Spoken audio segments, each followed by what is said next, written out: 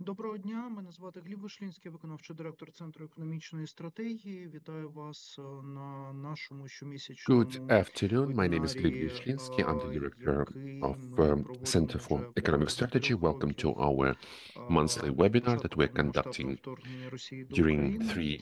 3+ years since the beginning of the full-scale invasion to Сьогодні у Ukraine. нас And today така we трохи will have неочікувана тема. a somewhat Це unexpected topic. тема, як This is the змінилися topic економічні відносини how України the та Німеччини. Russia's Власне, invasion has changed German-Ukrainian economic чому ми relations. взяли цю тему? Why we Тому have що decided to ми choose this topic проводимо, is власне, ці 3 because роки проводили we have ці conducted these 3 наради years, спільно з these webinars, German Economic Team together with the за German їхньої economic team, підтримки, за with their підтримки support, німецького уряду. with the support of the German І, government, власне, and ця співпраця basically на this цьому cooperation місяці at this закінчується. Ми будемо month далі співпрацювати is в межах інших finishing. проєктів, We will be але, also власне, щоб cooperating in the framework of підкреслити our other нашу projects. співпрацю, But ми once again, хотіли to emphasize тим, our щоб cooperation, we подивитися wanted на in a те, way that we could jointly власне, look at, перше, first of all, як змінилися how за час війни, коли over відбувається the course of the переосмислення, war, хто твій when we друг, хто твій ворог, а really хто think it over, і не друг, і не who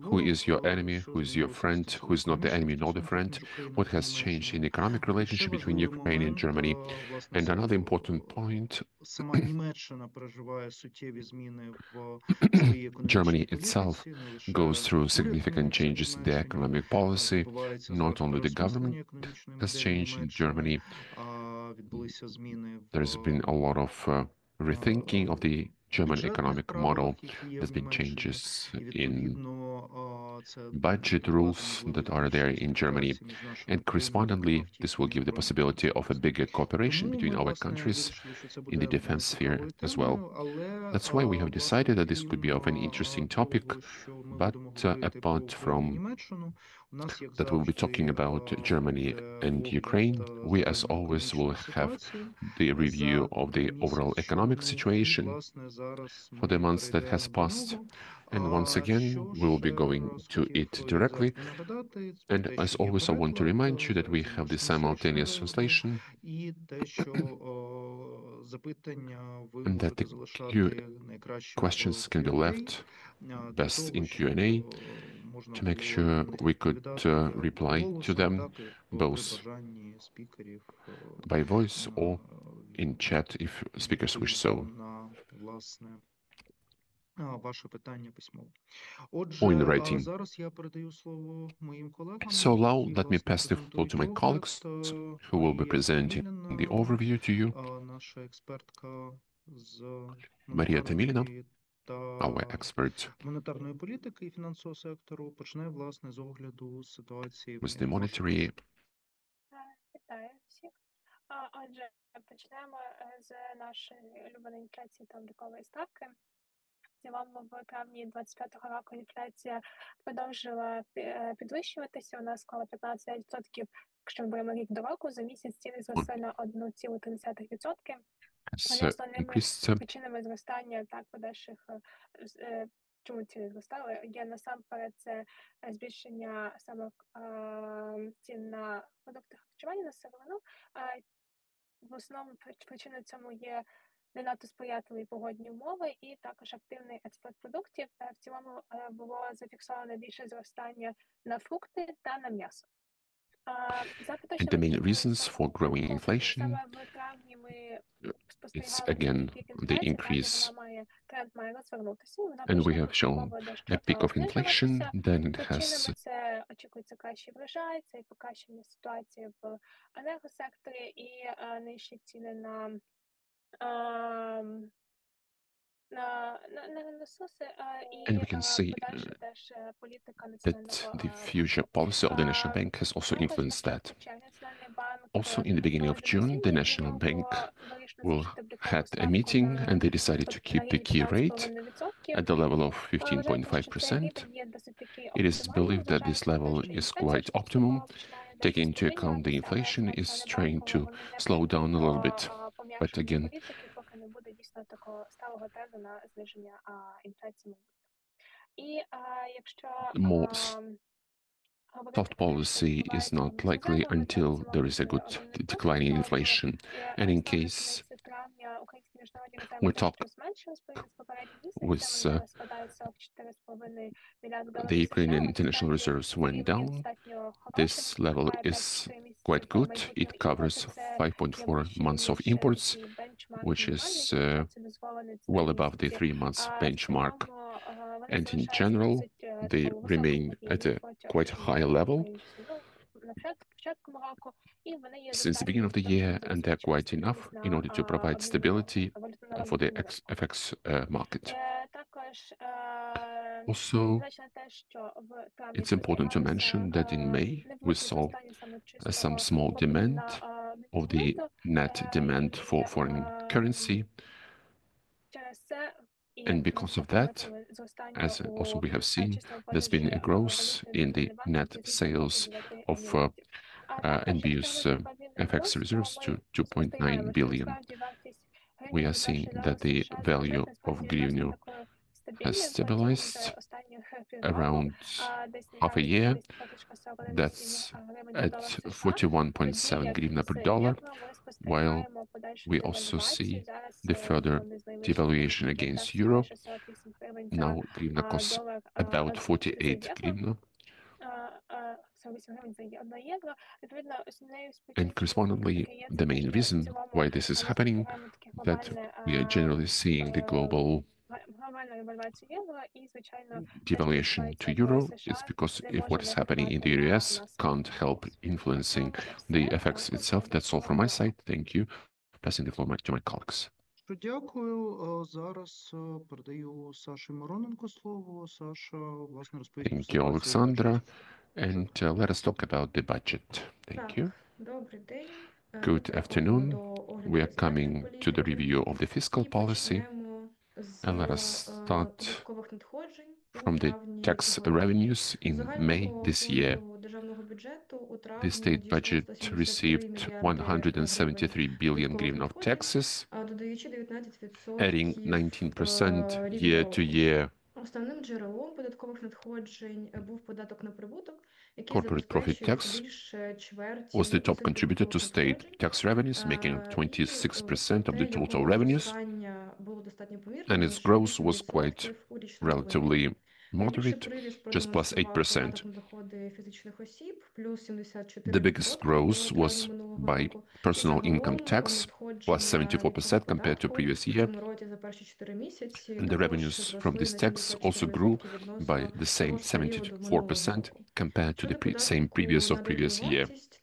In terms of VAT, the revenues from import VAT grew by 10% and by 4% versus April, while the internal VAT decreased by 21% compared to April, but still rose 7% year to year.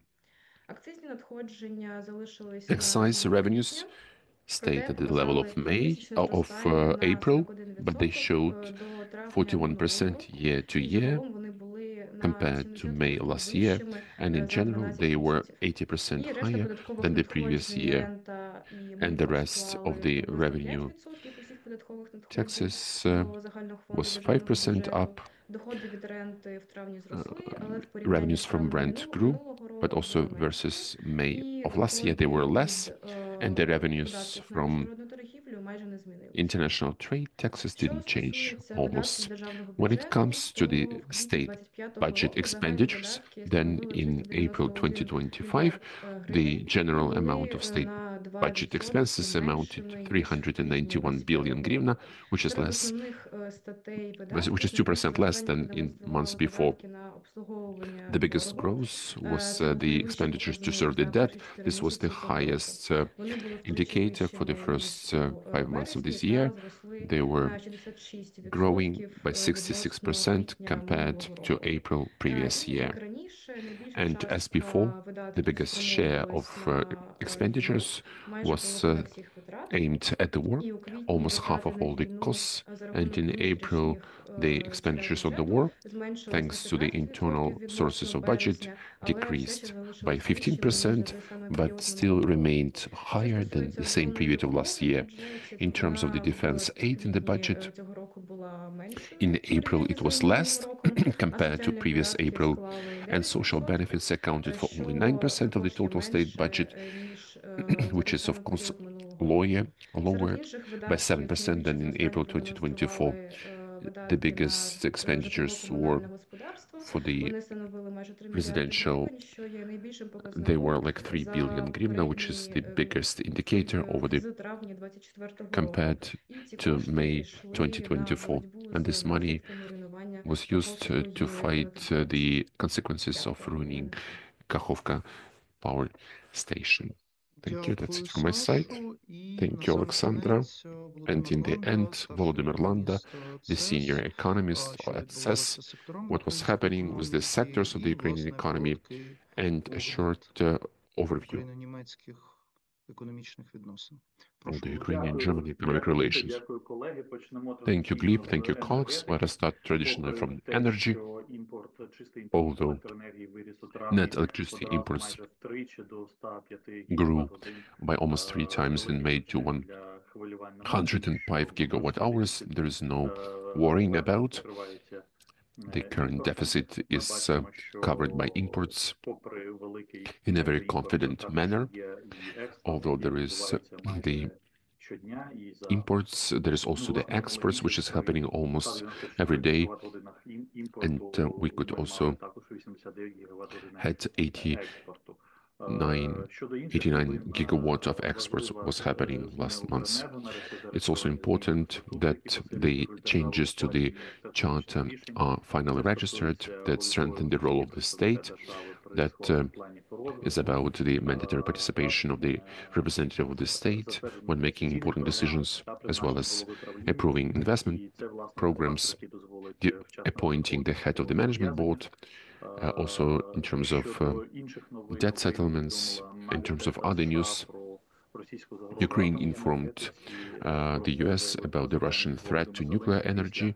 Vladimir Zelensky, our president, has announced it after the meeting with the security service and the military of Ukraine.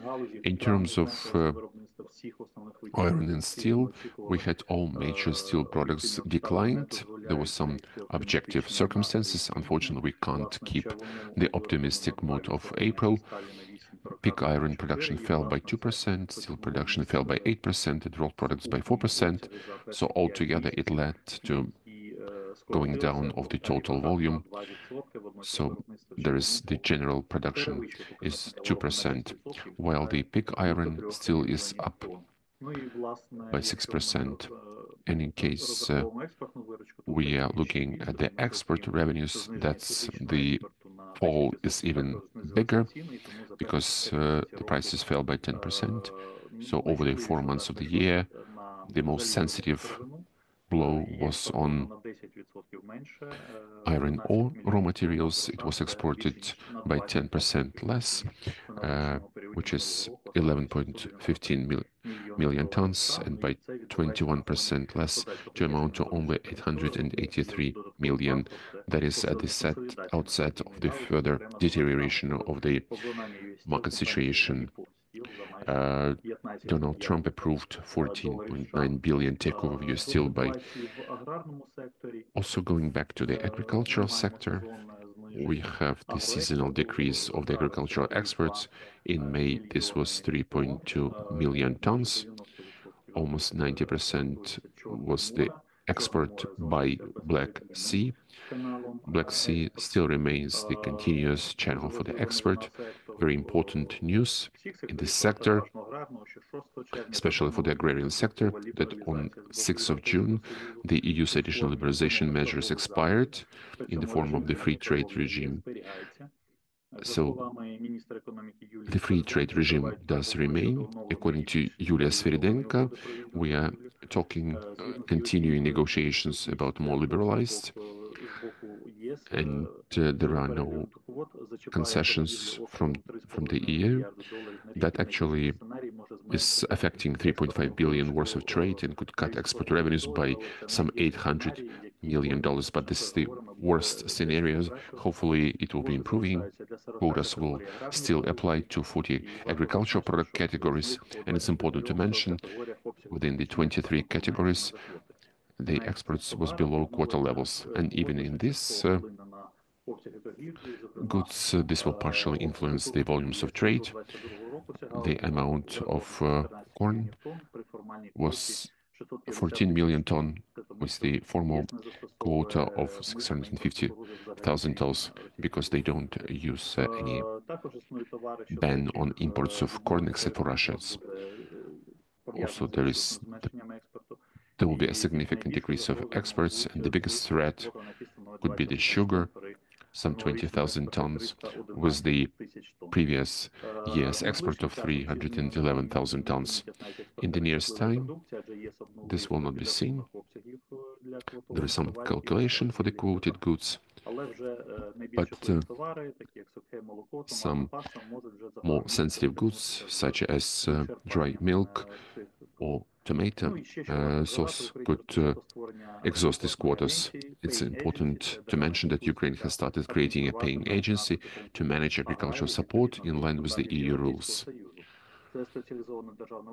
This is a very specialized state authority, which is specialized in assessing EU pre-accession funding and preparing for participation in the common agricultural policy, as well as for the access to some assistance.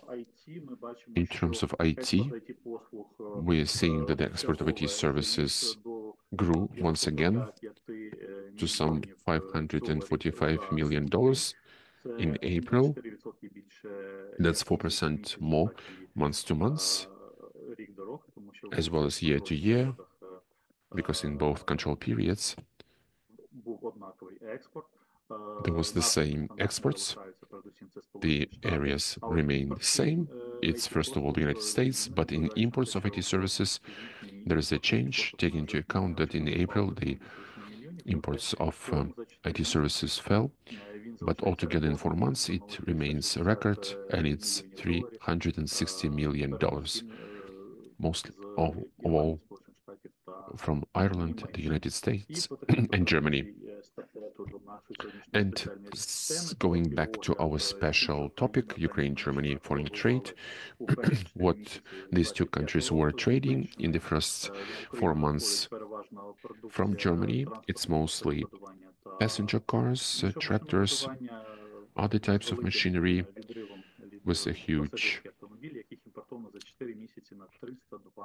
leadership of passenger cars, which were imported by $302 million, as well as tractors, agricultural machinery, equipment, 115 million, and drones, 32 million. Top 5, we have pharmaceuticals, petroleum gases, oil and oil products.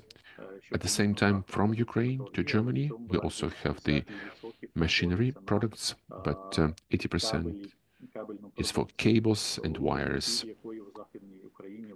which is a huge potential in the Western Ukraine. Second place is occupied by agricultural products, but the structure of these exports is very different from the general structure of the Ukrainian exports, because on the first place, we see soybeans, and on the second is rapeseeds. Traditionally corn, $13 million of exports, and then edible oils. Sunflower is not the first one, it's actually second to soya oil. Also, top 5 exports to Germany include furniture, iron and steel, and food products. Thank you for your attention, and passing the floor to colleagues. Thank you, Volodymyr. So let us start our part, which pertains to this special part that I talked about in the beginning of our today's event, how the Russian invasion has changed the economic relations between Ukraine and Germany. With the review of this particular subject, we will have our partner in the project, Mr. Gary Polushkin, who is the project manager at German Economic Team in Ukraine. Gary, please, the floor is yours. Thank you very much. I'm very delighted to also contribute to this discussion. I also prepared some slides that I would like to go briefly through on this very important topic. Can you see the slides? Everything is fine. Perfect. Thank you so much. So our topic today, the German-Ukrainian economic ties, and I would like to focus on three topics of this area. Firstly, trade, and Volodymyr already displayed a few points, but I would like to go deeper into this discussion. Then secondly, FDI, and thirdly, also German public guarantee schemes to support trade and investment from Germany to Ukraine. Let me start with the German trade with Ukraine. The overall bilateral trade volume increased and is on an increasing path and reached a record level since Ukraine's independence. So historical, the largest level of 11.7 billion last year. And for the first 4 months of this year, the bilateral trade volume further increased by 16% year-on-year. So also for this year, we can expect a further record level of bilateral trade. The position Ukraine has for German trade is also increasing. Now Ukraine is Germany's 39th most important trade partner. The first ones are US, China, EU member countries, and Ukraine is improving its position and is now 39th, exceeding also the German-Russian trade.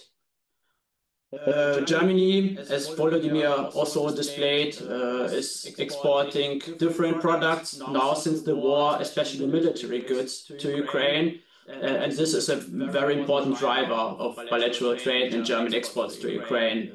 Now for this year, also exports from Germany to Ukraine increased a lot by 24% year-on-year. Looking at what Ukraine exports to Germany, there are different products, agri-food products especially, but also electrical equipment like electrical wires.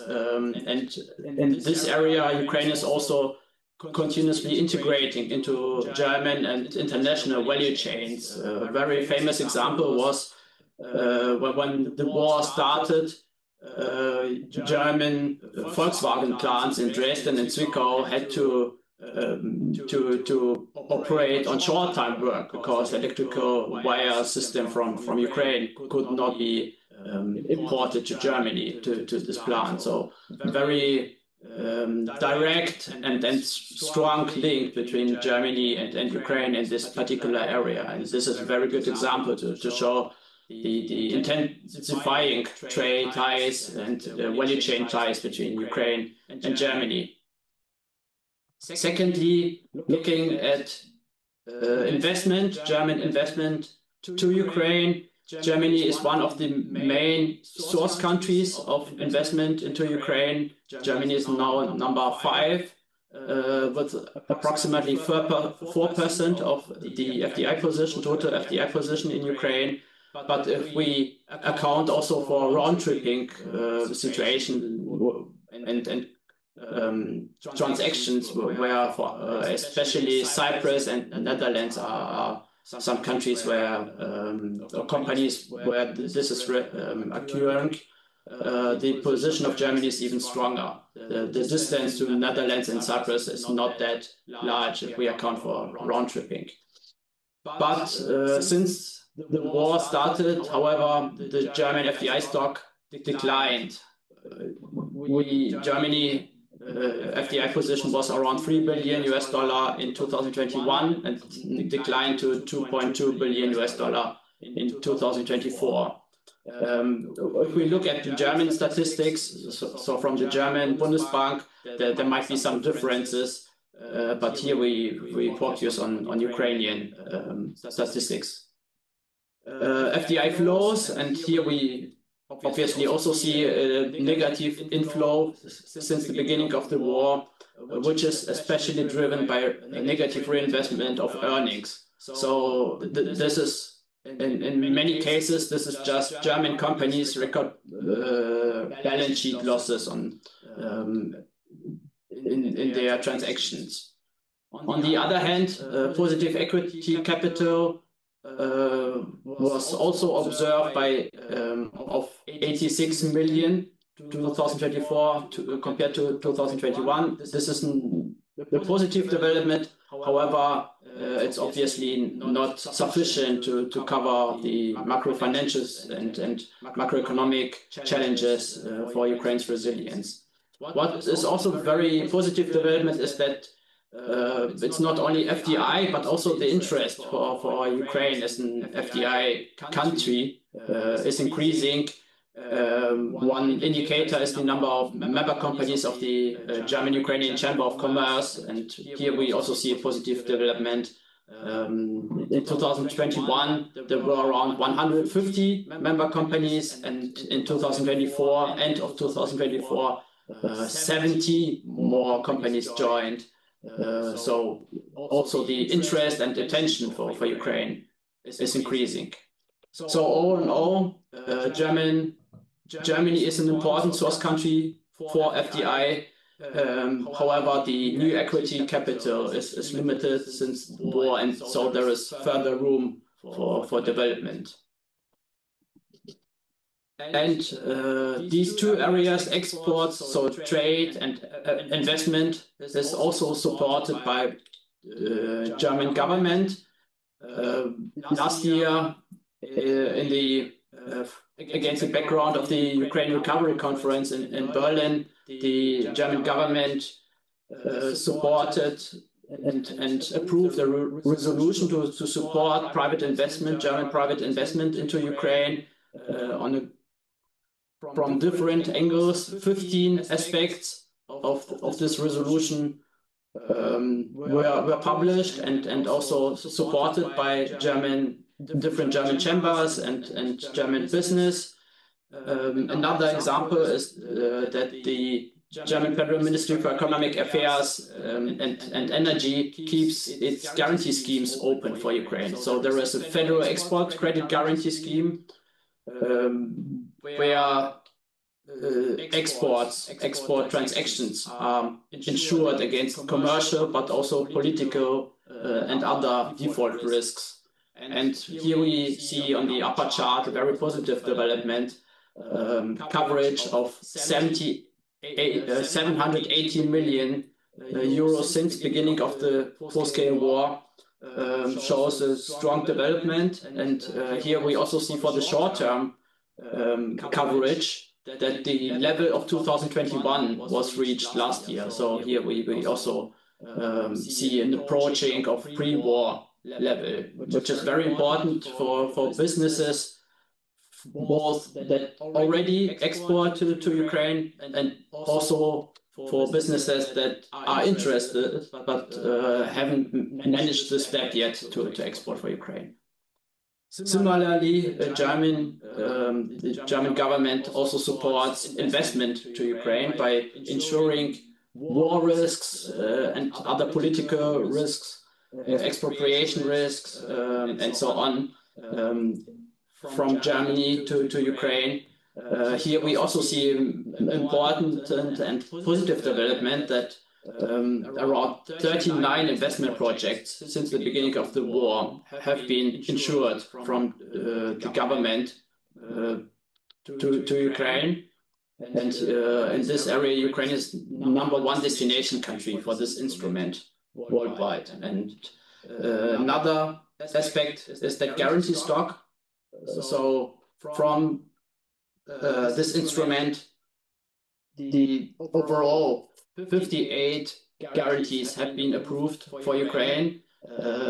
However, if we look at just the volume, there is further room for improvement and further room for development. So all in all, the bilateral economic ties are a very important priority for German government, and here German government operates with different instruments to support exports and investment.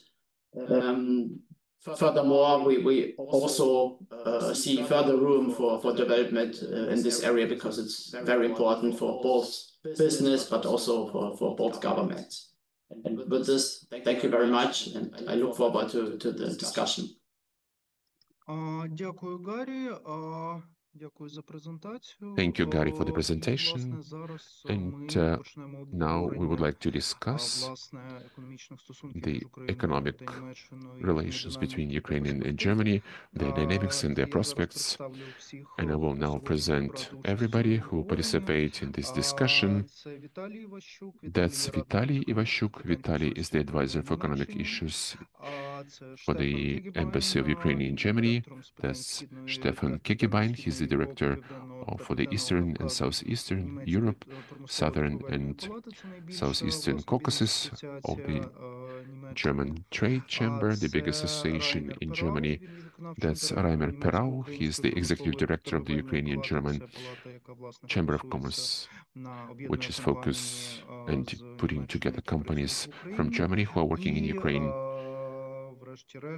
And finally, our partner from Berlin Economics, deputy head of the German economic team, Mr. Robert Kirchner. And Robert can already prepare himself to complete today's discussion as like a big full stop in this good common project that will be now continued by Center of Economic Strategy independently. So we can start from the Ukrainian government, with the Ukrainian diplomacy, and after our colleagues from Berlin made their review, Vitalii, I would like to ask you to give the Ukrainian view on the relations between our country, especially about the dynamics, what you're seeing in the years of the full-scale invasion, what is behind these figures that were presented. Do you see any tendencies, both positive and negative, and which possibilities you see to make sure that Germany and Ukraine would really use synergy to use the economic possibilities? Vitalii, the floor is yours. Good afternoon. Thank you, Mr. Gleb. Welcome to everybody. What would I point out in terms of the changes in terms of our bilateral relations with Germany? In the first place, that Germany has really turned out as our biggest economic partner and #1 donor in Europe. Also, I would like to point out that from what our embassy sees, there is the growth of trust from Ukraine business and from Ukraine politicians to Ukraine as to the future partner within the European Union. Positively is definitely that, albeit the war, in any case, the information that is at the disposal of our embassy, the German companies don't exit Ukraine. They are quite active on our market. They are developing, and some projects are, albeit the war. There are lots of examples of the German business in various sectors, very separately. It's the German ammunition companies that found joint venture companies and representations in Ukraine. I would also like to point out some positive tendency related to some new sites and new formats for cooperation between our countries that never used before. Let us recollect the last year's URC taking place in Berlin with the organizational support of our German partners, the government, business. There is the German platform for recovery. There are some investment conferences organized by our embassy together with the network of German chambers of commerce and industry. That's also a very active development of interregional, inter-city partnership, which is also like an additional bridge for business contacts already at the local level. Also, I would like to confirm what was said by Gary Palushkin, that it was a very positive dynamics for 2024, this bilateral trade. To begin with, the embassy has analyzed the data from the German statistics. They see that really the trade between Germany and Ukraine is growing this year, actually 2024. There is basically the unprecedented situation when, for the first time since 1992, whenever we have a separate statistics after the breakdown of the Soviet Union for Ukraine and Russia, so our country has outperformed the Russian aggressor as the trade partner of Germany. That is really a very bright fact. When it comes to some key areas which I would like to mention as the ones which are most promising for the German business in Ukraine and for the development of our bilateral trade relations and investments, that's in the first place the area of recovery of Ukraine. Reconstruction, as was mentioned before, last year Germany hosted URC 2024, and I really believe that there will be very active participants in the next URC conference in Rome that will take place already next month in Rome. Definitely, this is energy, green energy in particular. This is IT and digitalization. In Germany, they have created, in the new government, they created a separate new ministry that will be responsible for this sector. We are already working to make sure we develop contacts between our specialized agencies between Ukraine and Germany. Also, IT has demonstrated significant growth just within half a year. We can say that there's been an increase of the number of participants from the Ukrainian business in this particular sector of various specialized events that are taking place in Germany. This is just something that we know about, where we were either the co-organizers or we were engaged in some way or another. There is a very active development of B2B contacts and G2G. And last but not least, it's the defense. This is the area that is very active for bilateral cooperation, and it will remain as such in the nearest years. I guess this is it for the time being. Thank you for the possibility to talk. Thank you, Vitalii. And now, once again, let us change the sides. My next question goes to Stefan.